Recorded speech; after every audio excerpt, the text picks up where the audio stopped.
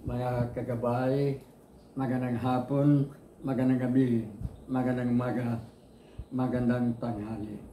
Saan man tayo naroon, anuman ang ating mga ginagawa.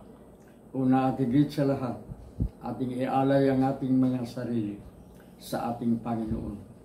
Sa loob lamang ng ilang mga sandali, ating damhin ang presensya ng Diyos.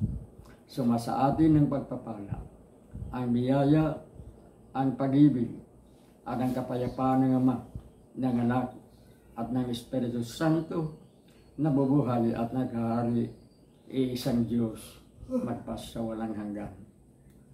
Mga kagabay, sa tuwing tayo ay magkakamali, sa tuwing tayo ay magkakasala, ang lagi nating katuwiran, tao lamang, ako'y tao lamang, mahina at makasalanan. Sa halip na magsabi tayo, oh, pasensya ka na, I'm sorry. Hindi, ang sasabihin mo, pasensya ka na, tao lamang ako. Totoo yan, makasalanan ang tao. Ipinanganak, nagmula sa sinupunan ng ating mga ina, nagsimula ng ating kasalanan. Taglayin natin ang parusa sa kasalanan na iginawad ng Diyos sa ating biblical parents, sa ating unang mga magulang na sina Adan at Eva na nakakasala. Kaya tayo ay ipinaglihi at ipinanganak at lumaking makasalanan. Pero wag natin gawin dahil ito para maiwasan natin ang pananagutan sa ating pagkakasala. Sapagkat sa bawat pagkakasala, may katumbas na patawad ang Diyos. Maraming ehemplo sa pagpapatawad sa pagkakasala. Isa sa mga ehemplo ay ang si Jesus mismo nang siya ay pinako sa krus sa pagitan ng dalawang mga kriminal, mga pusakal na kriminal. Isa sa mga pusakal na kriminal nagsisisi, kinikilala ang pagkakasala at sinabi kay Jesus, Panginoon, alalahanin mo ako pag ikaw ay nasa iyong kaharian. Si Dimas. Sa madaling salita, sa sinabi na yun ni Dimas, inamin niya ang kanyang pagkakasala, humingi siya ng pagkakasala, ay humingi siya ng patawad sa pamagitan ng pagsabing, alalahanin mo ako kung ikaw ay nasa iyong kaharian. Hindi sinasabing, patawarin mo ako dahil tao lamang ako, Diyos, kaya patawarin mo ako. Hindi. Alalahanin mo ako kung ikaw ay nasa iyong kaharian. At anong sagot ni Jesus sa halip na sasabihin niya, ngayon, pinatawad kita. Okay, nagsisisi ka, so pinatawad ka. Hindi. Ano ang sinabi ni Jesus? Ngayon din, isasama kita sa paraiso. Napakasimple. Sinabi na sana ni Jesus, okay, pinatawad na kita. Okay, wala na yun. Kalimutan mo na yun. Hindi. Ngayon din, isasama kita sa paraiso. At pangalawa, yung tungkol sa isang babae, isang Magdalena. Alam niyo yung mga Magdalena. Pag ang isang babae ay tawagin ng Magdalena, ang ibig sabihin, ang babae niya ay parang isang kalapati. Kalapating mababa ang lipan. Hindi mataas ang lipan ng kalapating yan. Yan si Magdalena. So may isang babaeng nahuli na nagbibinta ng aliw sa kanyang katawan. Nahuli ng mga tao. At kung kapanahon na yan, pag ganun ang kasalanan ng isang babae, babatuhin siya hanggang sa siya ay mamatay. Yan ang batas ni Moses. Batuhin. Ngunit, sinubukan ng mga Hudyo si Jesus kung gaano talaga katalino si Jesus.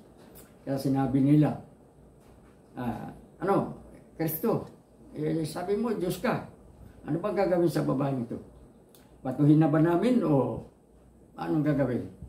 Sapagkat nasa isip noon ng mga tusong yan na pag sabihin ni Jesus na huwag, ikundina ni Jesus na lumabag sa batas ni Moses. Batas ni Moses na batas sa sinunod ng mga Hudyo. At anong sinagot ni Jesus? Dumambot si Jesus ng isang bato. At ang sabi, Ang sino, nagsulat muna siya sa buhangin. May sinulat siya sa buhangin.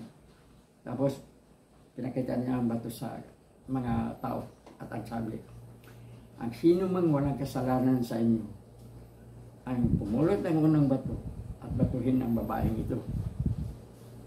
Napakasimple ang sinabi ni Jesus.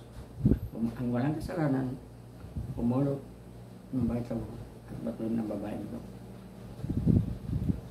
Walang kumilos, napahiya. Bakit? Sapagkat sila ay tao lamang, nagkakasala. Sa madaling sila salita, umamin sila sa kanilang pagkakasala. Nagsialis. Marahil napahiya doon sa isinulat ni Jesus sa buhangin. Hindi naman sinasabi, hindi ipinaliwanag ng Biblia kung ano ang sinulat ni Jesus. Basta sumulat siya bago nagsalita. Na madaling salita, huwag natin kondinahin ang mga makasalanan. Sapagkat tayo makasalanan din. Bagkus, pagsisisihan natin ang ating pagkakasala. Kaya nung kalmado na ang lahat, nakaalis na ang sabi ni Jesus sa babae. Babae, may mga tao pa ba riyan? Ang sagot ng babae, wala, Panginoon. Nakaalis na silang lahat. Ano ang sabi ni Jesus? Umayo ka, magpatuloy ka, ngunit huwag ka nang magkakasala pa muli. Ay, hindi niya sinasabing magkatawad na. Kaya yun ang paraan ng Diyos. Mga simpleng salaysay. Pinapakita kung anong gawin, hindi sinasabi. Ngunit maunawaan ng kinauukulan. Kung wala kang hiya, hindi mo maintindihan ang sinabi ni Jesus. Na ang walang kasalanan, katulad ng mga magnanakaw, mga mandarambong sa kabanang bayan, nagtuturuan, gumagamit ang taong magamit para sa kanilang kasalanan. Kunyari, imbestigahin, muro-muro, walang mangyayari. Pero si Jesus iba. Umayo ka at huwag ka nang magkakasalan muli. Ibig sabihin, pagsisihan natin ang ating pagkakasala. Sapagkat nang si Jesus ay ipinako sa krus at itinaas upang patayuin ang krus sa Kalbaryo. Tagtad siya sa mga sugat, duguan ang katawan, lupaypay ang katawan. Pero ano ang sinabi? Ano ang unang binigkas? Nagsaay na kabayubay sa krus. Ama, Ama, patawarin mo po sila sapagkat hindi nila alam ang kanilang ginagawa. Tao tayo, makasalanan tayo. Hindi natin alam ang ating mga ginagawa. Ngunit huwag natin gawing dahilan. Kung tayo ay magkakasala, tularan natin si Dimas, tularan natin si Jesus sa kanyang pagpapatawad sa isang Magdalena. At tularan natin si Jesus sa kanyang pagbayubay sa krus nang sinabi niya, patawarin mo po sila sapagkat hindi nila alam ang kanilang mga ginagawa. Patawad, pagmamahal sa kaaway, yan ang sentro ng pangangaral at pagtuturo ni Jesus. Kinukondinan niya ang mga Parisiyo, ang mga Sadusiyo, ang mga punong pari sa kanilang pagiging ipokrito. Katulad ng mga government officials natin na mga plastic, nagkukunwari, nagbait-baitan, matabis ang mga dila, ngunit mga mandarambong sa kabanang bayan. Hingi tayo ng kapatawaran ng ating pagkakasala. Makasalanan tayo. Ngunit huwag nating sabihin, ako ay tao lamang. Dapat ang sasabihin natin, Panginoon, patawad, Panginoon. Panginoon, tawarin mo ako sapagkat ako ay nagkakasala at hindi ako karapat-dapat na haharap sa iyo.